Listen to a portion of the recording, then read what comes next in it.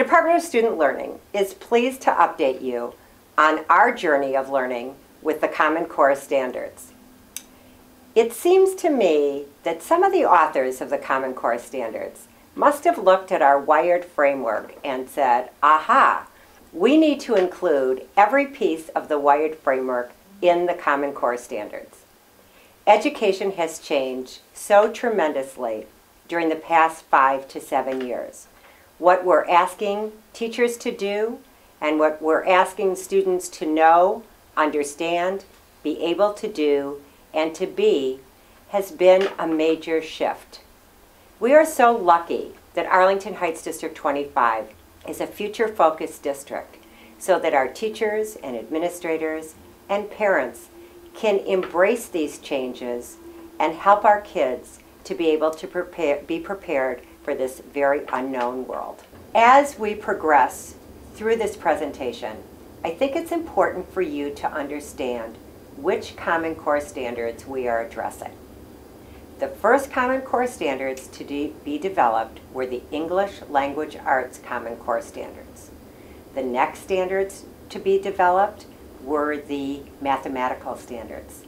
And now, the next generation science standards, K-12, will be finalized and implemented beginning in the 2013-2014 school year.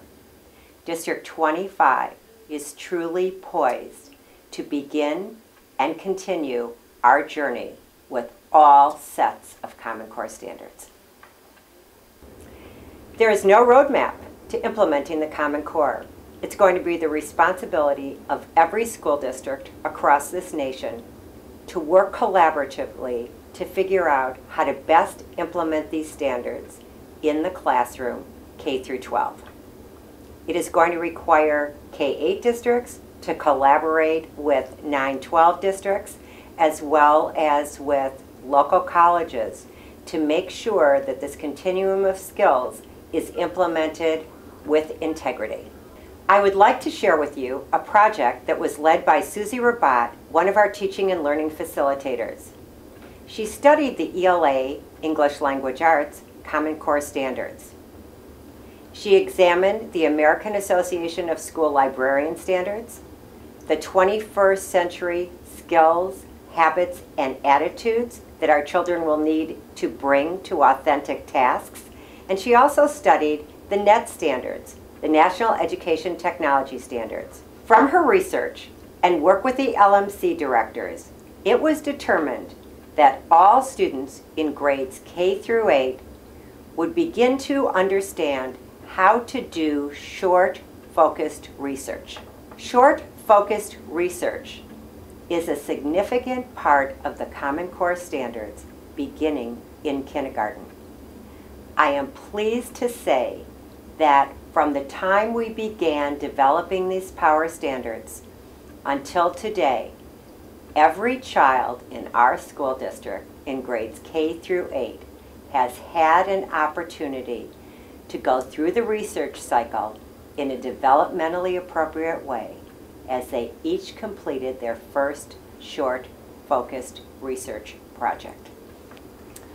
I'm Dawn Novak, a teaching and learning facilitator for K-8 Math and Science in the Department of Student Learning. I'd like to share with you some information about the Common Core State Standards for Mathematics and how these will impact our instructional practices and how and what students will be learning in the classroom. In the past, there has not been a consistent set of mathematical standards that teachers have had to follow. Some teachers could choose to follow the learning goals identified by the Illinois State Board of Education. Still others could choose to use the learning goals identified by the district, and others could have chosen the learning goals identified by the National Council for Teachers of Mathematics. Now, with the Common Core State Standards for Mathematics, students will receive a common learning experience across the district, the state, and the country. The Common Core State Standards for Mathematics are made up of content standards and mathematical practices. The content standards portion of the Common Core State Standards for Mathematics are the nouns of the learning, and the mathematical practices are the verbs of the learning. Students should have experience with both the content and the practices regularly. There are 8 mathematical practices that span grades kindergarten through 12th grade. The content domains develop over the years from kindergarten through 12th grade. For example, this slide shows the development of geometry from kindergarten through 5th grade. During the 2011-2012 school year, Debbie Leslie from the University of Chicago and Dr. Corey Drake from Michigan State introduced all of our elementary school teachers to the Common Core state standards for mathematics. Through this presentation, they identified the alignment between the Common Core state standards and the everyday math program that we use at the elementary school. Our middle school teachers had the opportunity to work with Dr. Corey Drake over 4 days throughout the course of the year to deconstruct and identify what the Common Core state standards were expecting of students at 6th grade, 7th grade, and 8th grade. After this deconstruction, then, we created an alignment between the program that we currently use and what is identified in the Common Core state standards. This year, we're continuing this process and creating common assessments that will be used at both middle schools to identify whether our students are reaching the level of mastery that they need to for each of the Common Core state standards. The assessment that will be coming out in 2014-2015 by PARC, the assessment consortium that Illinois is a participant in, will require students to apply the content they have learned by using the 8 mathematical practices that are identified in the Common Core state standards for mathematics. Students will need to have multiple experiences using these 8 practices in the classroom. The mathematics classroom will look different from the traditional classroom that we are familiar with, where the teacher teaches a new content skill, the students practice it through multiple problems, and then they move on to a new content skill. Instead, by 2014, the mathematics classroom will be more collaborative, with students discussing multiple strategies to solve problems that are rigorous, complex, and have content and practices integrated throughout. I'd like to introduce you to Tiffany Marston, our 7th grade mathematics department chair at South Middle School. Thank you for joining us today. You're welcome. So over the past 2 years, we've looked at the Common Core state standards for mathematics, and we've worked to unpack and make sense of what we need to be teaching at each grade level. And I'm just wondering if you could share with us how that's impacted your teaching practices. Sure. I think the biggest strength is just the level of familiarity with the content of the Common Core standards.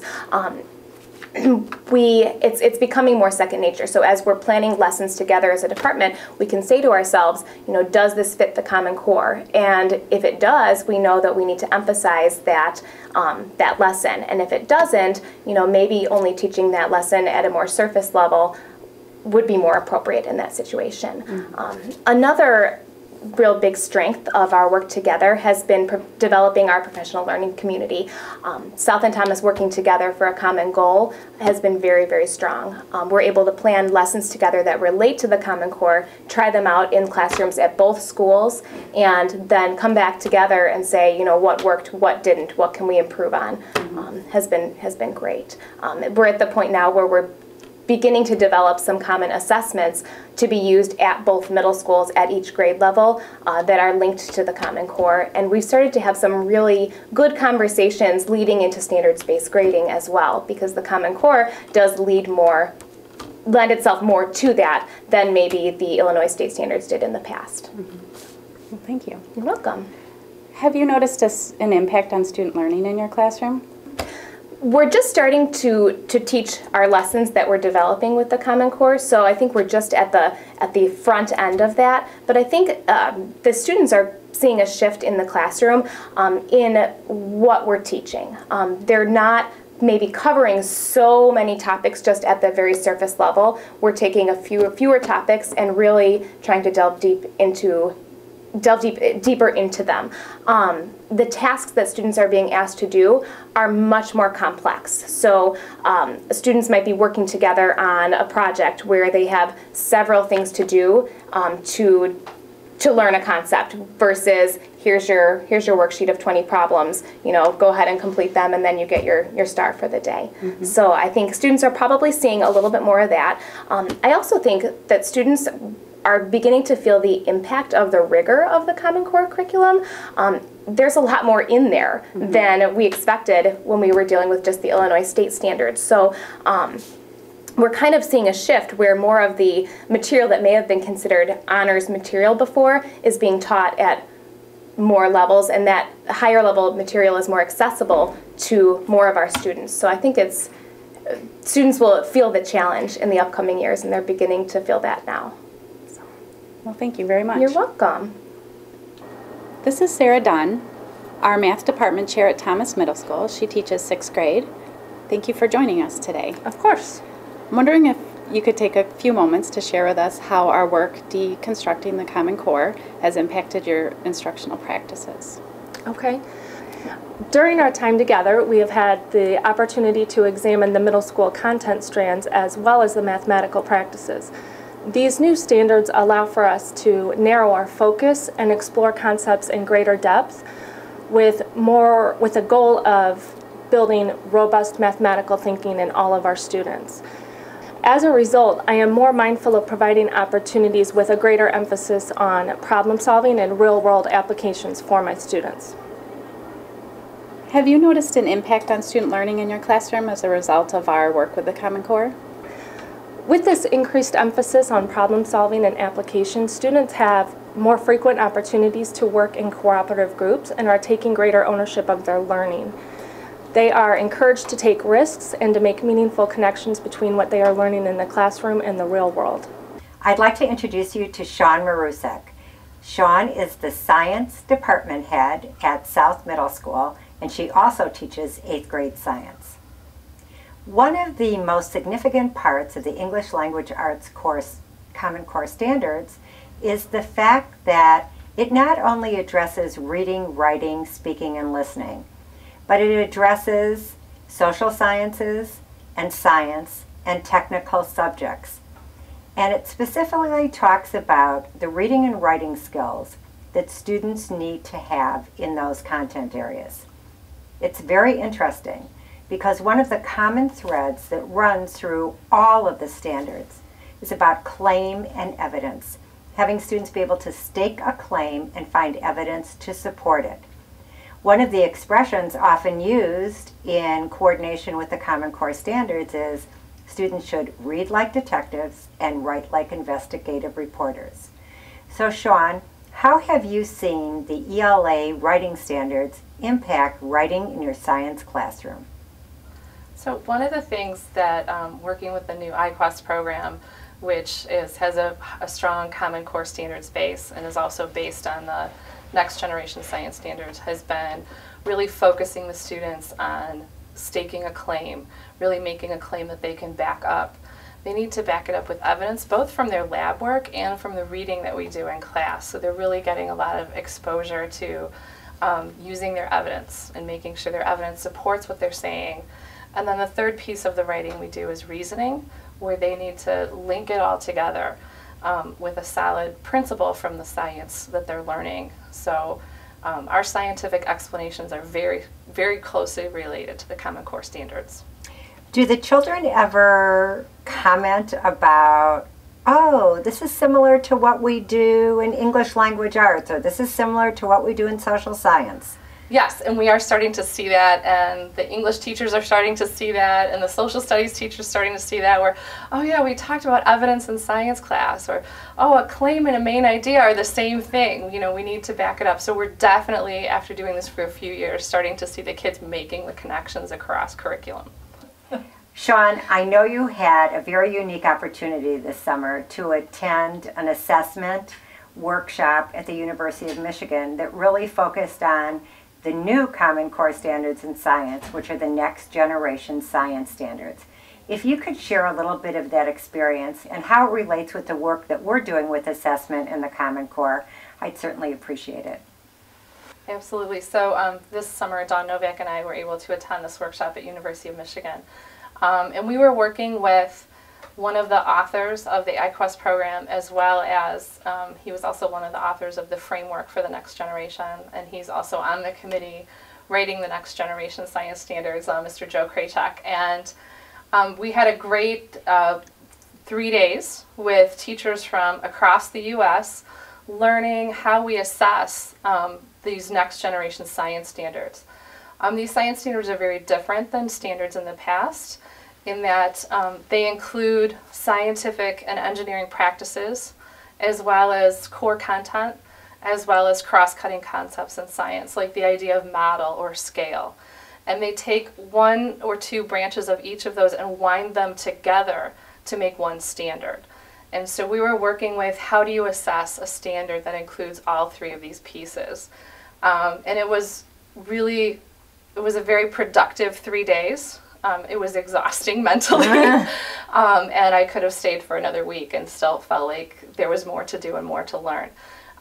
But working through that and really seeing that you don't have to do a paper pencil multiple choice test all the time in order to assess students' real understanding of all of these things wound together, that you can do it with a hands-on activity. And how do we write that to include all of those things? And then also just backing up again with what the Common Core and having the kids have that evidence, and how does the evidence apply not just to a content area, but how does your evidence apply to a cross-cutting concept, or how does your evidence apply to a scientific or engineering practice? So it was a very, very great 3 days, and Dawn, Novak, and I have been able to bring that back to the science department, and we've already spent one afternoon writing a practice writing of one of these styles of assessment that we will be implementing in our science classrooms this fall. What a lofty undertaking, but how wonderful for kids to be able to see the connections, not only cross-discipline in science, but also their relationship to reading, writing, speaking, listening, application, and all of the Math Common Core standards. Thank you. Absolutely, you're welcome. I'm Christine Trendle, a teaching and learning facilitator for kindergarten through 8th grade English Language Arts and Social Science. I'd like to share some information with you about the English Language Arts Common Core standards and how they are shifting teaching and learning in District 25. These new standards will provide students with more rigorous text-dependent tasks. These tasks will be consistent throughout teaching practices, and the skills will increase in sophistication as students move from grade level to grade level. There are 6 key features of these standards that have shifted instructional practices for 21st century learning. It is important to highlight the 6 key features or instructional shifts of the English Language Arts Common Core standards because they will have the biggest impact on teaching and learning. It is important to note that these standards are all about the text. And when we talk about the text that students and teachers are working with, we're not talking about textbooks. We're talking about literary and informational text, including books, articles, and other types of media. These standards emphasize that literacy instruction using these texts is important throughout the entire school day, including content areas. Therefore, students will be reading complex text during science and social studies time. Students are expected to work with increasingly complex text in order to prepare them for college and career. Complex text introduces students to new language, new information, and new ideas. These texts might include longer sentences, academic vocabulary, words with multiple meanings, or a higher rate of less frequent words. These texts may also include multiple perspectives and a wider variety of writing styles than students are traditionally used to. When using complex text in a classroom, teachers should provide students with opportunities for text-dependent tasks that support close reading. When using these complex texts, it is important to note that teachers should provide students with opportunities for activities that require the students to refer back into the text in order for students to be successful. In other words, students need to read like a detective and write like an investigative reporter. When writing in response to close reading, students should use evidence from the text to support their claim or idea. The final shift places a focus on assisting students to develop an understanding of the academic vocabulary in the text in order for students to develop a better understanding of the text itself. I'd also like to provide you with an overview of the professional learning that is taking place in District 25 to familiarize teachers with the English Language Arts Common Core standards. During the 2011-2012 school year, Debbie Reck, one of the co-authors of the Common Core standards, gave teachers a thorough overview of the standards that provided them with detailed information about these 6 instructional shifts, but also how each skill increases in sophistication as students enter a new grade level. Last year, 8th grade English Language Arts teachers also met with Deb Sabin, a counterpart of Debbie Rex, to further analyze the 6 instructional shifts. They examined their current teaching practices to further identify where they should focus their work in professional learning. They began to research and choose complex text and studied how to engage students in close, sustained reading. They are working on having students consistently read like a detective and write like an investigative reporter. They are creating more purposeful opportunities for students to use claim and evidence in their writing. They are also continuing to reflect on their instructional practices and analyzing student work to improve their teaching and student learning in English language arts. 6th and 7th grade teachers also met with Deb Sabin in the spring of 2011. They again continue their work with her during this school year for 2 meetings. At this time, they are studying the instructional shifts, complex text, and close reading, similar to the work of the 8th grade teachers. 3rd, 4th, and 5th grade classroom teachers will also be meeting with Deb Sabin this school year. They're going to examine their current WEX curriculum in which students are writing in response to a piece of literature. They're going to receive additional training in how to use informational text in a way that will strengthen the use of text throughout the entire school day. I would like to introduce you to Amy Ziegenfuss, who is a 6th grade English language arts teacher here at Thomas Middle School. She is also a WEXpert. WEXperts are building level teacher leaders who assist fellow English language arts teachers in their teaching practices and when analyzing student work. Hi Amy, I was hoping that you could share with us a little bit about how our time studying the English language arts Common Core standards as a district has impacted your teaching practices and student learning. One thing we're all very excited about is the tie-in between WEX and the Common Core standards. The training that we've received through the Language Arts Department from WEX trainers such as Deb Sabin, when she came in and worked with us with close reading of complex text, we could see how the work that we are doing with WEX directly ties into the goals that we have for the Common Core standards. In particular, one thing that I think we all feel more confident about is looking at ways that students need to find evidence when they stake a claim.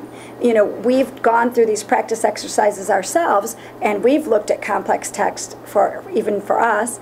And when we read it and we can find the evidence for the claim that we've staked, then it helps us find ways to teach students to do the same thing. This is Jenny Patton, a 5th grade teacher here at Ivy Hill Elementary School. Jenny, I'm hoping that you can share with me a little bit about how the time that we've spent studying the English language arts Common Core standards has impacted your teaching practices, but also student learning in your classroom. The best part about the professional development that we've done is collaborating with each other to figure out, to kind of talk about what we're all doing in our different schools. The thing that I like the most is that I'm now so much more skill focused when I'm teaching my WEX instruction, and at the beginning of every WEX lesson we talk about what skill we're focusing on that day. So when I'm doing my over-the-shoulder conferences, I'm looking at a specific skill that we've already talked about that day. So they know exactly what I'm going to be commenting on, and they can try to make corrections in their writing while they're writing. So we've talked a lot about how to make those comments constructive at our professional development.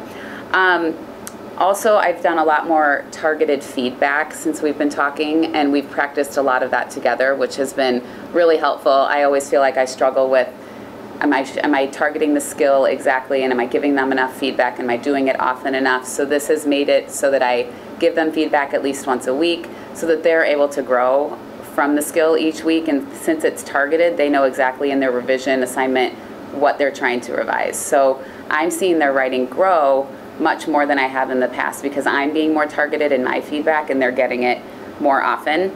And they like it. They like to see I'm giving them rubrics every week, and they like to see that they're growing in those skills weekly as well. I'm looking forward to our next training in January where we're going to find out or learn more about how to incorporate the Common Core standards with our response to literature.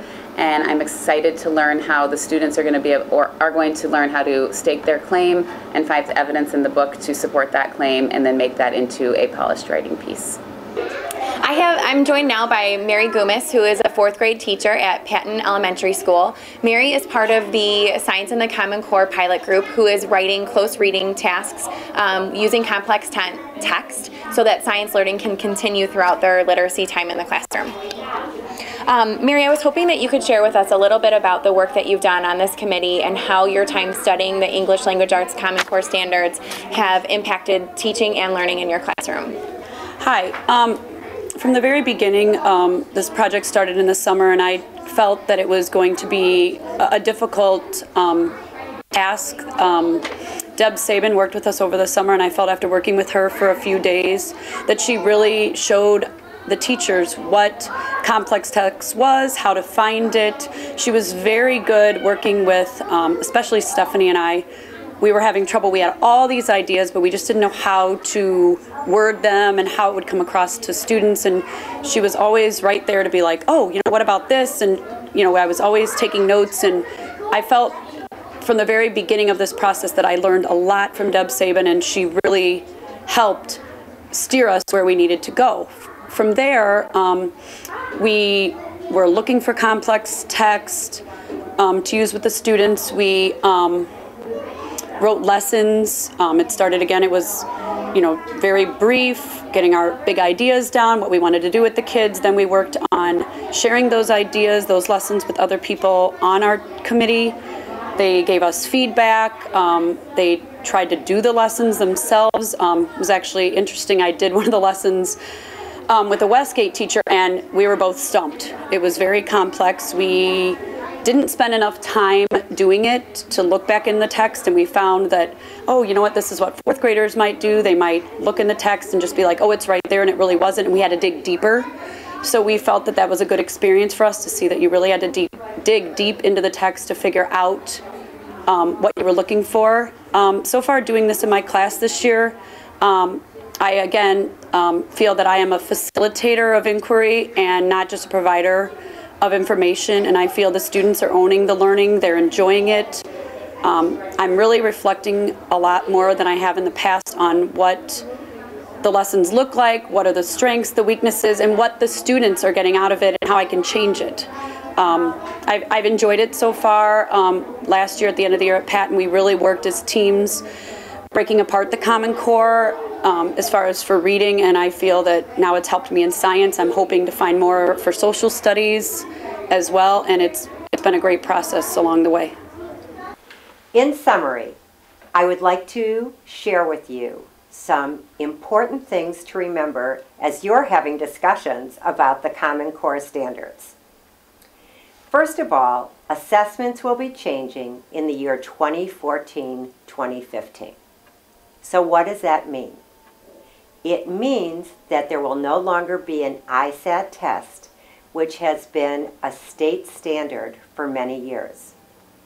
23 states have decided to support the PARCC, P-A-R-C-C